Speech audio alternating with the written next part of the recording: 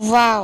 দেখতে পাচ্ছ এখানে দারুণ একটা মুখরোচক জলখাবার এগ কাটলেট কিভাবে করলাম সেটাই তোমাদের সঙ্গে শেয়ার করব।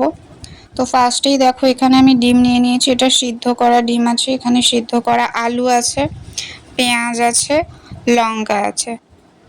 তো ফার্স্টে এগুলোকে সবগুলোকেই গ্রেট করে নেব। সিদ্ধ করা আলু আর ডিমগুলোকে গ্রেটার দিয়ে গ্রেট করব। তারপর এখানে দেখতে পাচ্ছ এখানে পেঁয়াজ আর লঙ্কাটা এটা দিয়ে গ্রেট করব।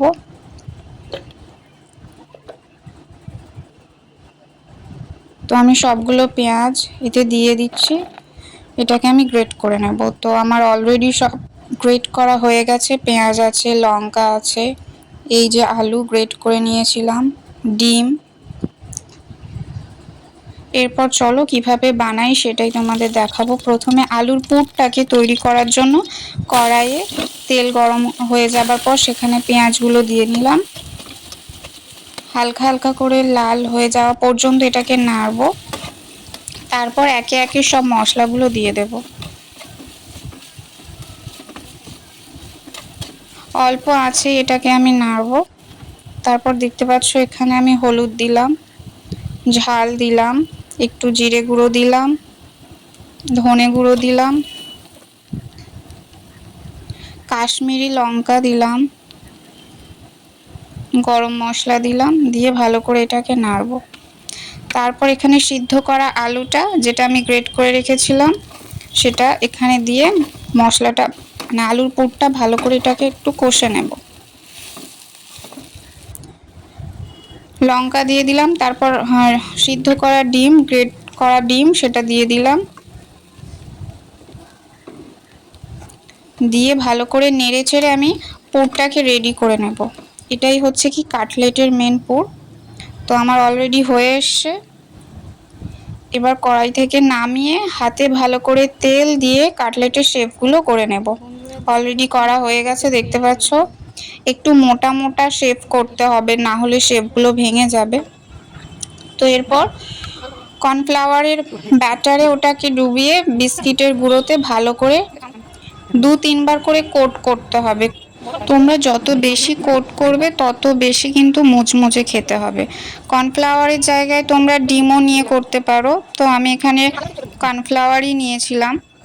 তো এইভাবে সবগুলো করার পর ভেজে নেব কড়াইতে। তোমরা অনেক তেল দিয়েও করতে পারো, আমি বেশি তেল দিলাম না, অল্প তেলেই করব। প্রথমে তেলটা একটু গরম হয়ে যাওয়ার পর তারপরে দিয়ে নেব। ফার্স্টে দেখো আমি একটা দিলাম, দুটো,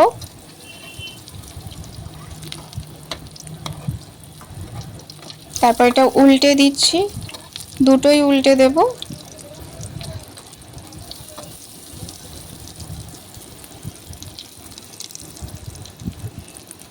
এটা অল্প আছে, এভাবে হতে থাক। তারপর আরেকটা দিয়ে নিলাম। অল্প আঁচে করতে হবে, না হলে ভিতরের পুরটা একদম নরম থাকবে, খেতে ভালো লাগবে না।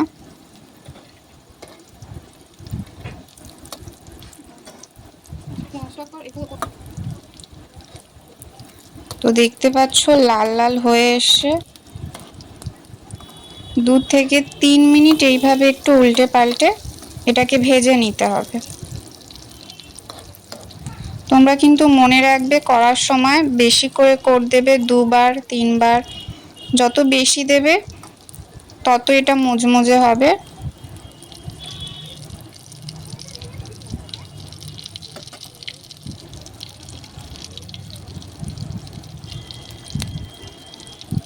বিস্কুটের গুঁড়ো না তোমরা দিলেও দোকান থেকে ব্রেড ক্রাম্ব কিনতে পাওয়া যায়, সেটা দিয়েও কোট করতে পারো। কোডিংটা যত সুন্দর হবে কিন্তু তত ভালো লাগবে খেতে।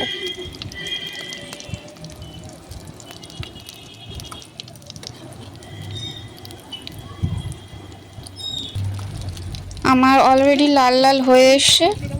এরপর দেখতেই পাচ্ছ একটা আমি নামিয়ে নিলাম, কত সুন্দর মুচমুচে হয়েছে। তো এই হচ্ছে ফাইনাল লুক। এখানে শসা, পেঁয়াজ, গাজর আর হচ্ছে কি ওপর দিয়ে আমি একটু সস ছড়িয়ে দিয়েছি আর একটা লঙ্কা দিয়ে সুন্দর করে ডেকোরেশন করে রেডি করে নিলাম। তো রেসিপিটা কেমন হয়েছে আমাকে কমেন্টে জানিও। টাটা।